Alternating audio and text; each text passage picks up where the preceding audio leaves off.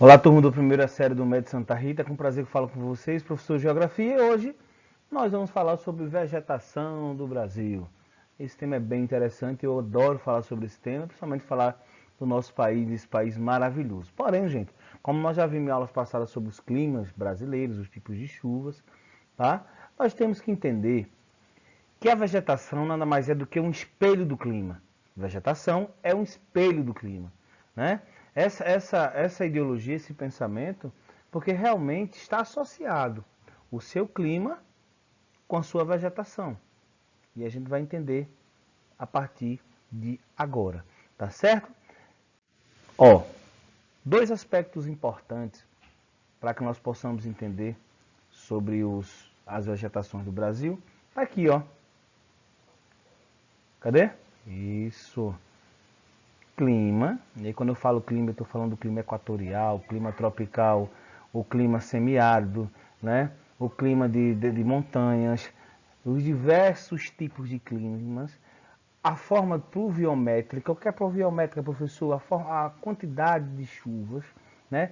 O tipo de relevo, tá? Que é o tipo do solo, fazem com que o Brasil tenha essas características de vegetação como floresta amazônica, que está aqui, ó. Toda essa faixa aqui está de verde claro. Mata Atlântica, de amarelo. Zona de cocais, vamos já falar sobre ela, que é uma zona de transição entre o norte e o nordeste, tá? Nós temos a mata de araucárias, região sul do país, um pedacinho da região sudeste, mas mais na região sul, tá? Temos os pampas gaúcho, né, conhecido como os pampas gaúchos, os grandes gramados, né, uma vasta planície com pequenas ondulações, chamado de pampas. Está aqui, ó, nessa região aqui do sudeste, é um clima subtropical, um clima mais frio, um clima mais propício para esse tipo de vegetação. Lembre-se que o clima está associado com as vegetações brasileiras. Nós temos o cerrado, né, a famosa savana africana. No Brasil nós temos o cerrado, que é um clima tropical, né, associado ao clima tropical. Nós temos ela, a nossa querida caatinga, né, um bioma único no planeta. Não existe a caatinga em outro lugar do planeta, só existe no Brasil. Aí um clima semiárido, um clima quente, escassez de chuva danada, mas um bioma lindíssimo para ser estudado e pesquisado, tá bom?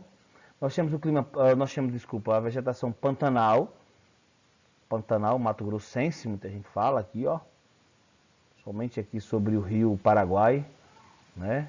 Influência das enchentes desse rio importantíssimo, né? E a gente vai falar também sobre isso.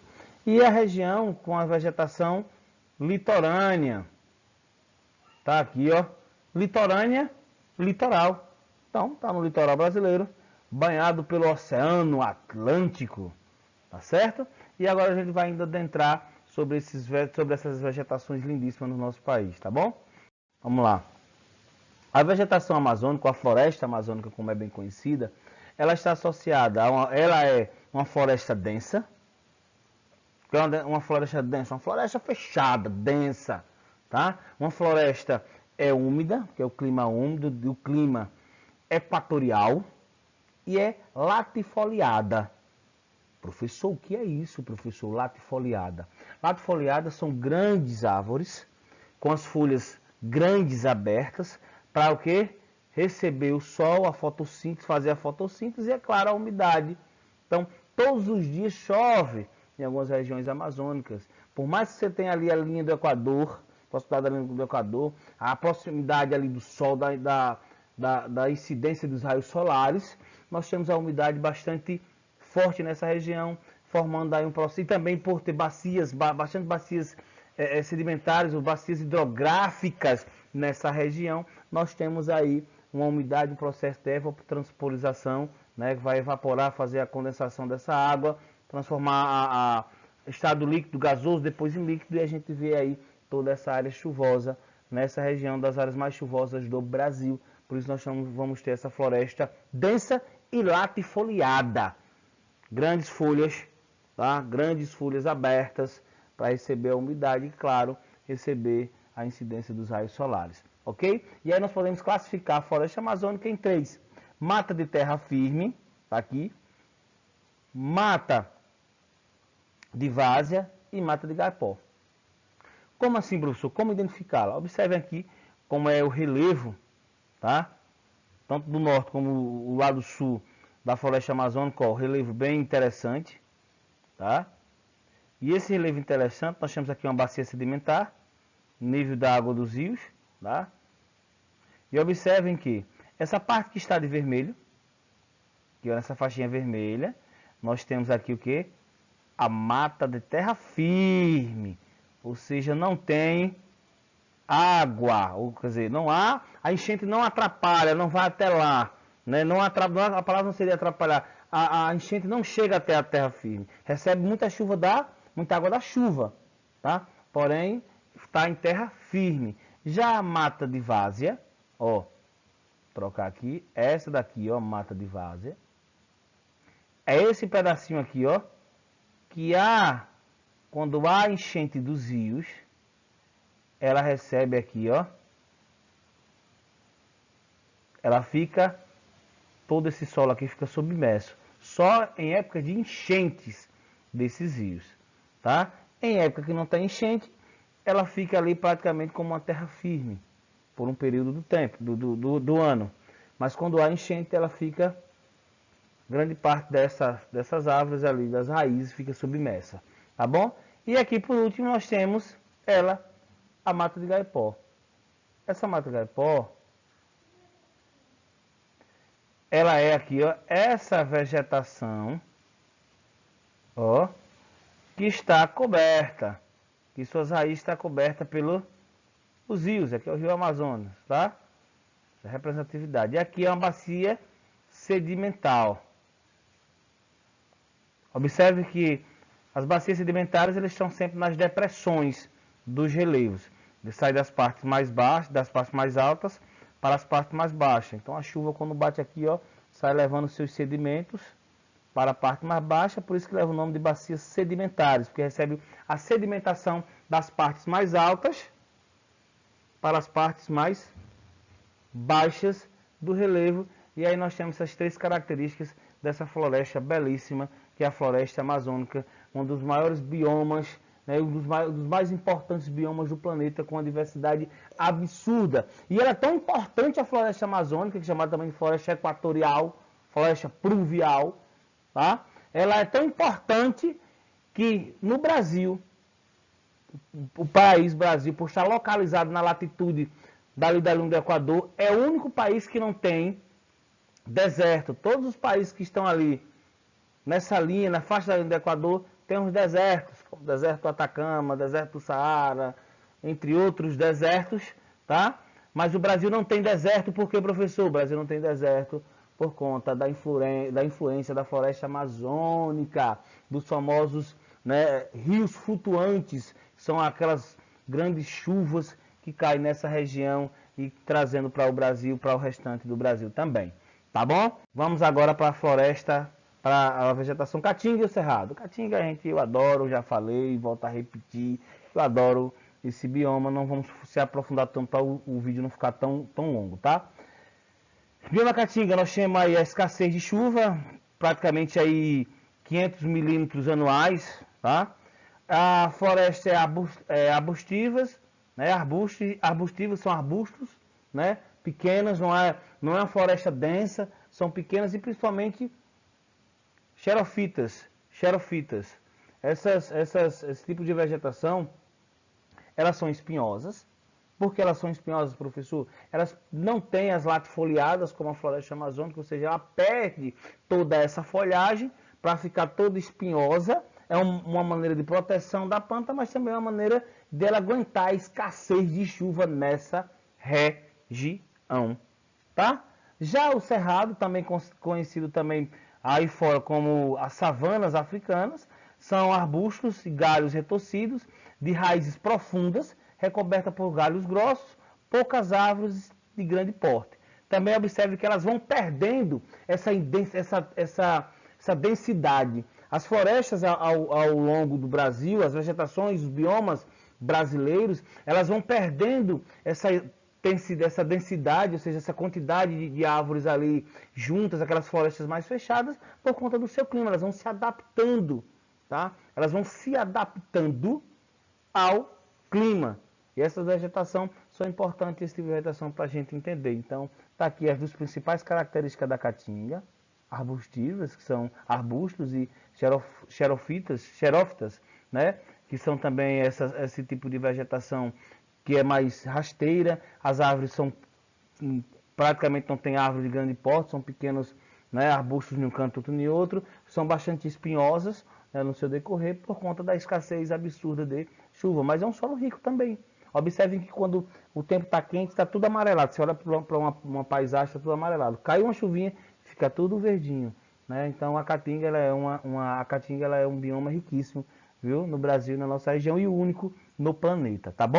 Vamos agora para a Mata Atlântica e litorânea. Gente, a Mata Atlântica, ela é uma floresta úmida, de encostas, ou seja, é uma floresta de altitudes, de lugares altos no Brasil. Tem uma aparência com a floresta e tem essa associação com a floresta amazônica também, tá? Tem rica em biodiversidade, porém ela é conhecida como Mata Atlântica porque está próxima ao Oceano Atlântico, lá, e é claro também pela questão do seu localização de relevo de altitude, em grandes altitudes do nosso Brasil.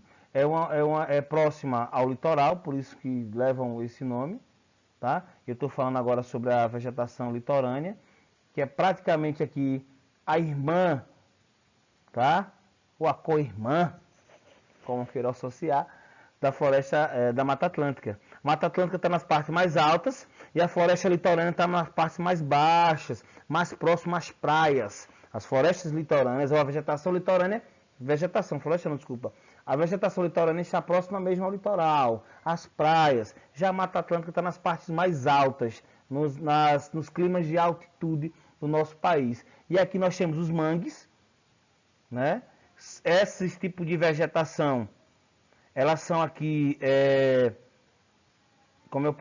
elas são adaptadas, muito bem, elas são adaptadas à salinização da água. A gente sabe que em época de cheia, aqui é coberto pela água do mar. E nós temos o jundo, que é essa vegetação aqui, ó, que fica próximo, deixa eu ver se eu consigo apagar.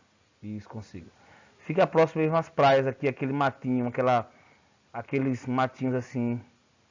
Parece que a gente pode até arrancar com fosse cabelo uma teia de aranha, tá? Então é interessante a gente ver que essas são características de clima litorâneo e de clima de altitude. Clima de altitude, Mata Atlântica. Clima litorâneo, vegetação litorânea. Okay? E aqui nós temos a mata de araucária e pampas. Essa mata de araucária, gente, observe que é conhecido também como os pinheiros da região lá do estado do Paraná, tá? É característica, gente, de clima frio, tá? É adaptada a eventuais nevadas e geadas, tá? São arbóreas e acirculifoliadas. Professor, o que é acirculifoliadas? Se latifoliadas são grandes folhas, acirculifoliadas são folhas em formato de espinho. Mas não é espinho, são formatos de espinho, as folhas. E por que elas são assim, professor? Porque elas são adaptadas a climas frios. Aqui eu estou falando sobre o clima subtropical. Ali, o pedacinho do Brasil que está na zona temperada do nosso globo, na zona térmica do planeta, tá bom? Então, mata de araucárias e os pampas são vegetações típicas da região sul do país. Só um pedacinho do sudeste ainda pega ali um pedacinho da araucária, não? Porém, são adaptadas para climas frios na região. Além de que as imensas planícies, são esse lado de cá agora, ó, dos pampas, as planícies chamadas de campos, que nem um campo de futebol, né? A galera gosta de futebol, então campo de futebol, você vê aquele mar, aquele marzão. Quando fala marzão, se perde de observar tanto essa questão dos pampas gaúchos. São herbáceas e gramíneas. Herbáceas são pequenos arbustos, pequenos mesmo, herbáceas, e gramíneas são as gramas mesmo. Esse imenso propício para a criação de gado, né? Os melhores cortes de carne bovina do Brasil está na região sul, porque tem essa vegetação aqui apropriada para o mesmo, tá certo? E é claro, gente, que toda essa vegetação ela não é mais uma vegetação original. Por quê, professor? Porque o homem vem degradando constantemente. A floresta amazônica da mesma forma, tá? Isso aí pela questão do extrativismo, né? A extração da madeira ilegal. Nós estamos vendo lá o grande desmatamento da floresta amazônica para a criação de gado, né? Para a produção de outros tipos de agricultura, né? Nós estamos vendo a região e diversos outros do nosso país estão se acabando dessa forma, tá? O homem, as ações antrópicas, ela vai destruindo todos esses biomas. E para finalizar, nós vamos para esses dois, a mata de cocais e Pantanal. Gente, vamos falar primeiro sobre o Pantanal, tá? O Pantanal é uma formação complexa e composta de espécies florestais. Então tem aí uma mistura de floresta amazônica, uma mistura de caatinga, tá? Uma mistura de diversas árvores nessa formação complexa, tá? Tem um pouco de tudo, tá? Nela. Podemos dizer assim, claro, é só uma maneira de falar. Ela é meio complexa, que tem várias espécies florestais na mesma, tá? É um desaguadouro. O que é um desaguadouro, professor? Desaguadouro é uma depressão do Rio Paraguai. Um desaguadouro é onde as águas passam. Em época de enchentes do Rio Paraguai, essa floresta amazônica serve como um cano, especificamente falando. Um cano vai passar essa água. Então, quando essa água passa, ela vai deixando aqui, ó, essas formações, tá? Lindíssimas, gente. Ok? Vai deixando essa formação lindíssima, tá certo? Outra coisa também que é importante a gente ver aqui é também o Pantanal é importante patrimônio ecológico da humanidade. E por último, para finalizar, só a mata de cocais. Essa mata de cocais é uma faixa de transição, né? E aqui o babaçu, que é essa coisa lindíssima, é aproveitado tudo, o óleo, né, as suas palhas para o artesanato. Nessa região aí, entre o Nordeste e a região Norte, uma área de transição, temos essa mata riquíssima no nosso país. Não vou me aprofundar